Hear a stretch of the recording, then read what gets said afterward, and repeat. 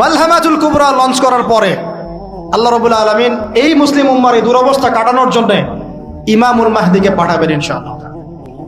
কোত্থেকে আসবেন? নবীজি বলছে যখন দেখবে খোরাসান থেকে ব্ল্যাক ফ্ল্যাক্স গুলো বের হয়ে গেছে, এভাবে আসে হাদিসে, বরফের উপরে সাঁতার কেটে হলেও তাদের সাথে যোগ দিব। ওই সময় ওয়ার্ল্ডের অবস্থা কেমন থাকবে আমরা জানি না, হাদিসে এভাবে আছে। নবীজি বলেছেন খোরাসান থেকে যে মুজাহিদিনরা বের হবেন তাদেরকে কোনো বাহিনী পরাস্ত করতে পারবে না, এমনকি তারা জেরুজালেম পর্যন্ত পৌঁছে ওটাকে জয় করবে। হাদিসে আসছে, কিছু করার নেই। হাদিস সহিহ না জয়ীফ না জাল, ওলামায়ে কেরামকে জিজ্ঞেস করে নিন, এটা হাদিসে আছে, কিছু করার নেই। পৃথিবীর ভবিষ্যৎ লেখা হয়ে গেছে। ইমামুল মাহদী এখান থেকে মদিনা থেকে তিনি পালিয়ে চলে আসবেন মক্কায়। তিনি নেতৃত্ব নিতে চাইবেন না, মানুষ জোর করে তাকে নেতৃত্ব দিবে। হাজার আসওয়াদ এবং মাকাম ইব্রাহিমের মাঝখানে তার হাতে বায়াত নেওয়া হবে। কতজন বায়াত নেবেন? 313 জন।